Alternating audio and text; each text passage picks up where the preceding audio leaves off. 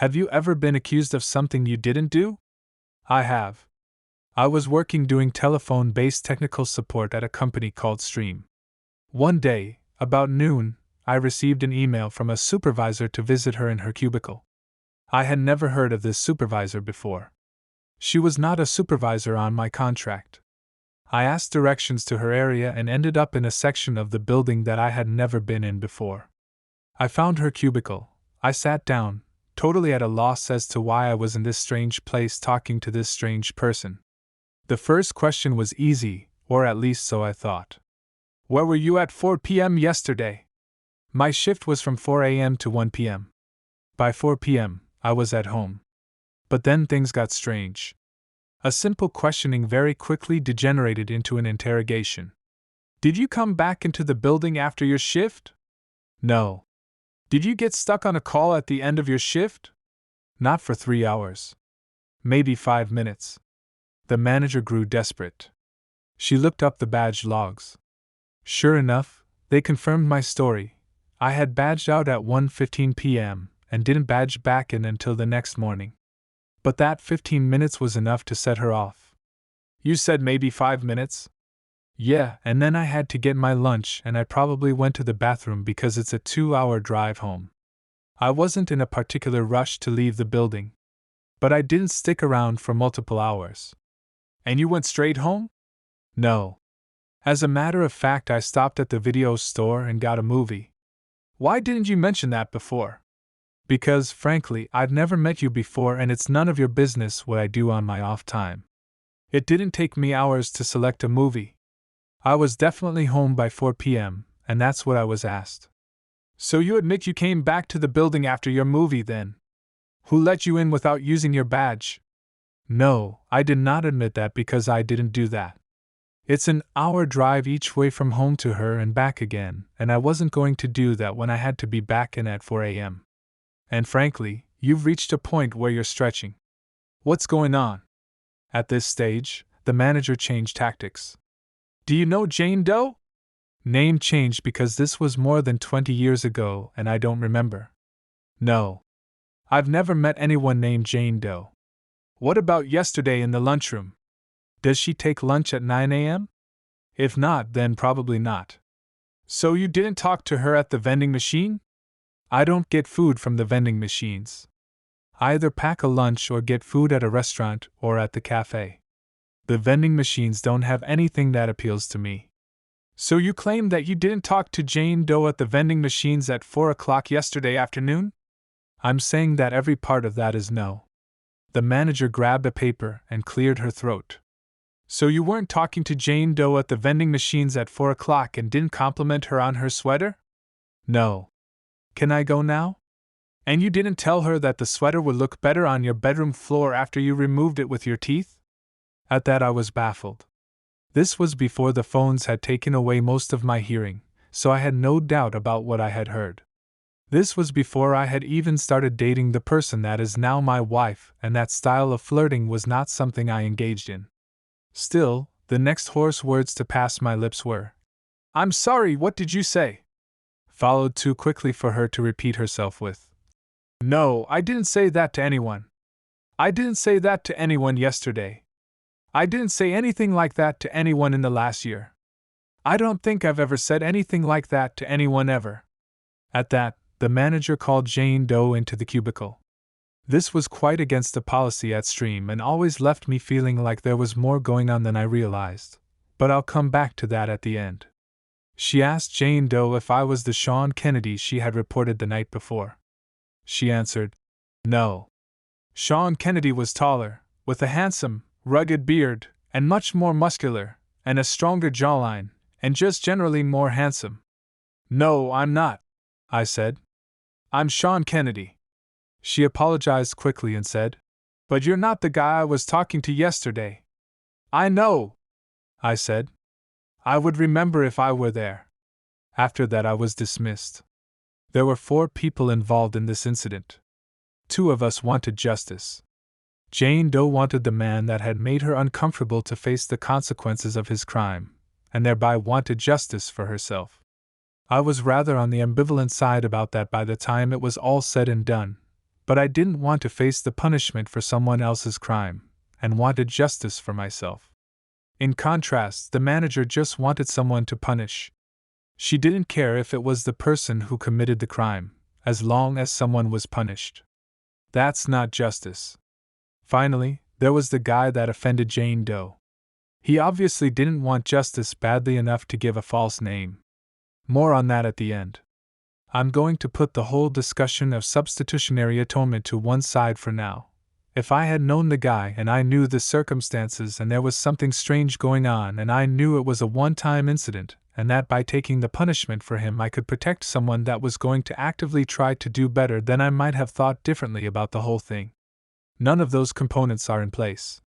Knowing what I would learn later, I actively suspect that they intended to do more harm, and would not have taken steps to protect them. With that aside out of the way, justice is an elusive concept. I have my own views on it. Not everyone agrees with me on what justice means. To me, justice is when highest order love is achieved. If my kids are arguing over what to watch on Netflix, I will try to set up a just system where both kids equally get a chance to watch what they want. But if they can come to an agreement without me, that's justice as well. It gets complicated in real life, adult situations, but at its heart that's what it is to me.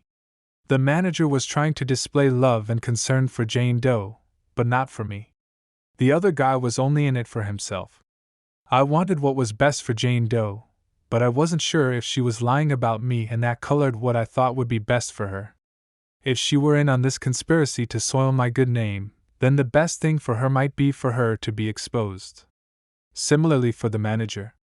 I hoped that the guy who actually did it would get the retraining and guidance he needed to do better. I think we all start out wanting what feels like justice but isn't. When we feel like we have followed the rules and the other guy hasn't, we want the hammer to come down hard on the one that hasn't. But then a strange thing happens when we are in a first-person position of breaking the rules. The excuses come out. There's actually a term for this in psychology, the fundamental attribution error. The error is to presume that the excuses of others are less valid than the excuses we give in similar circumstances. In Christian theology, the idea of human nature, low anthropology, or original sin is really meant to counteract this human tendency. Altogether, these thoughts say that we are all the same human substance, and that we all fall short, so we should give a little grace to those that wrong us. How well that message gets transferred by these thoughts varies from tradition to tradition, pastor to pastor, even disciple to disciple. Each of these theories also cover more than just this one point, but this is one place where these three thoughts overlap. But our immature picture of justice is filtered through the lens of the fundamental attribution error. I haven't met anyone that isn't guilty of this. It's also the reason why we can't agree on how justice is meant to work. We can see this at play in economic politics today. When someone on Snap gets a new phone or television, there will be someone conservative leaning to say that they must not need the help. On the other side, if a person 10% better off financially than the person commenting gets a new phone, there will be a person on the liberal side saying that they're obviously not giving away enough. The takeaway is simple: no one is allowed to have cell phones. Except that's not how it plays out. It plays out that whomever is in the in-group of the speaker gets away with having a cell phone, but anyone not in their in-group cannot ever get away with having a cell phone.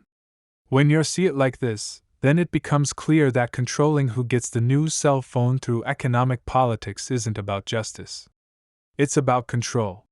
It's about being the one who decides who gets a cell phone, or Snap, or how much of their paycheck they get to keep. I don't doubt that the people making these statements really think that they want justice, and I think that at least theoretically many of them would agree with me as to what justice is. Even in cases where some of them disagree with me as to what actions will result in justice, many will agree what the goal is and only differ in what they think will lead to that. But so often when you examine those actions that they are proposing we enact, it's clear that they are pursuing actions or rules that will benefit themselves or those they are politically or socially aligned with.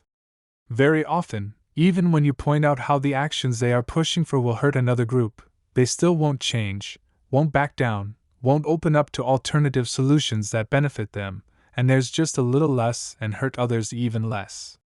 In my own life, I've seen this in a policy I endorse: universal basic income. If someone sees themselves as poor or aligns themselves with the poor, they'll complain. No, we can't give extra income to the rich. They don't need it. If someone sees themselves as having a good income or supporting those with a good income, they'll complain. No, we can't give extra income to those who don't deserve it. But to me, that's the beauty of a universal basic income. With a universal basic income, we stop asking who is poor enough and who is deserving enough. Because poor enough and deserving enough are moving, subjective targets. We will never satisfy anyone that we have reached all and only those who are poor enough, or all and only those that are deserving. So I want to stop asking who is poor enough and who is deserving enough. To me, that's when you have reached the point of really wanting justice.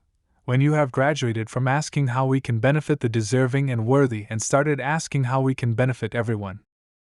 There's a sort of an epilogue to the story above. I kept working at Stream for another 5 years. I changed contracts often and enjoyed learning about new technology. Over 7 years I was on 7 different contracts, but the first one and the last one each lasted 2 years, so there was some rapid switching there in the middle. The incident above was shortly before the end of the first contract, and then came 2 years of relatively rapid switching. I met a guy switching to the next contract, and then 2 years later we were both switching into a new contract together again. We were surprised to discover that we were both still working there, having not run into each other in over a year and a half. He introduced me to his friend, who was doing the same switch he was. As irony would have it, training for the new team was very near where the manager had accused me. Only now, I had been on 2 different contracts in that area. I no longer thought of it as the place I get falsely accused of harassing a stranger. It was now the place I had done support for calculators and printers. My new friend didn't like the area at all, though. He didn't want to talk about it at first, but he had only been in this part of the building once, and it was a stressful experience. Then a policy change was issued. A new chat program was being installed and every employee was required to use it. The new friend nearly broke down. He finally told us his story. It was 2 years prior. He was working near this area, and there was a cute girl. He asked her on a date, she declined, and that was the end of that. Or so he thought. A friend of his knew that he specialized in a specific kind of hardware install and told him that she was looking for advice on that hardware. He happened to be using the chat program that was just now being required. He got on the chat program, and then sent her a message asking if she would like him to give her advice on the hardware. The next day he was taken into the cubicle of a manager whose physical description was eerily similar to the manager that had accused me. In there, logs of a chat conversation that he had not been a part of were brought up. It was his screen name, but he had not sent those messages. I didn't get details on the messages. He defended himself at the manager, and then took the issue to another manager. The problem with the chat program was that it was easily hacked, but the advantage was that it could be tracked by IT which workstation had sent which messages.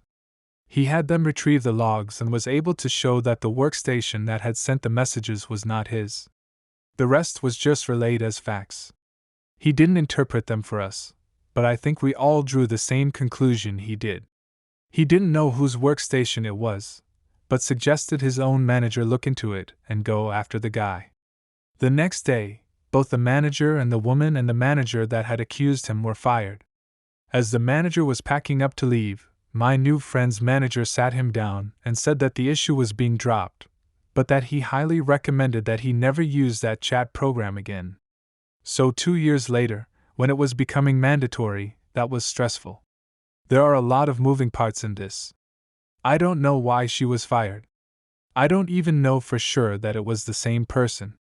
Neither of us could remember the name of this person we each had only one brief exchange with. Neither of us knew relevant details as to how the rest of the story unfolded. Both of us took our own story entirely at face value until we shared details with each other. It could be that after 2 or 3 or 4 failed sexual misconduct cases in whatever short of a period it was, Stream just decided she was too trigger happy. On the other hand, she could have been manufacturing misconduct cases and got caught. Maybe she wasn't fired and quit when she had several misconduct cases in a row and started to feel that the environment was hostile. If she was the one initiating these problems, I'm glad she was removed to keep the rest of us safe. Whatever happened, I hope that she got the help or peace that she needed. Because that's real justice.